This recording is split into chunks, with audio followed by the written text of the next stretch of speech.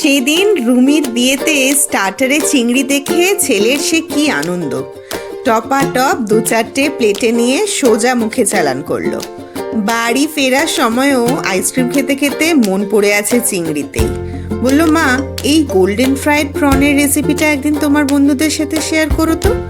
মনে মনে ভাবলাম, নিজে আরেকবার খাবে বলে কতই না নাটক শিখেছে। মুখে আর বললাম না। যাই হোক, চিংড়ি এনে ভালো করে কেটে ধুয়ে পরিষ্কার করে নিচ্ছি। উপরে নিচে ভিডিওতে যেমনভাবে দেখাচ্ছি সেরকম যদি কাট করে নিতে পারো, তাহলে কিন্তু চিংড়িগুলো ভাজার পরে আর গুটিয়ে ছোট হয়ে যাবে না।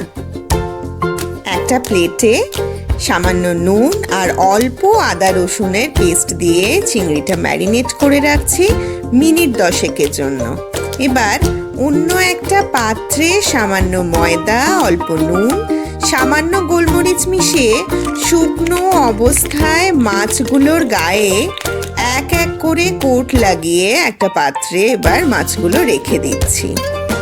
এইবার অন্য একটি পাত্রে 2 টেবিলস্পুন ময়দা, 2 tablespoon cornflour, 1 teaspoon baking powder, অল্প নুন, অল্প গোলমরিচ, সামান্য লঙ্কার গুঁড়ো খুব ভালো করে মিশিয়ে অল্প অল্প জল দিয়ে একটা মাঝারি ঘনত্বের ব্যাটার তৈরি করছি।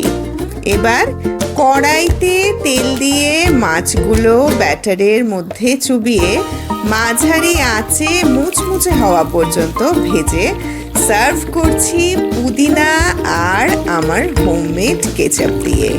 কেচাপের ভিডিওটা কিন্তু আমার এই ভিডিওর সেকেন্ড কমেন্টে দেওয়া থাকবে। গোল্ডেন ফ্রাইড প্রনের ভিডিওটা কেমন লাগলো জানাতে ভুলো না। ভালো লাগলে অবশ্যই একটা লাইক, কমেন্ট, শেয়ার করো। আর আমার কাজ যদি ভালো লেগে থাকে প্লিজ আমার প্রোফাইলটা একটু ফলো করে দিও।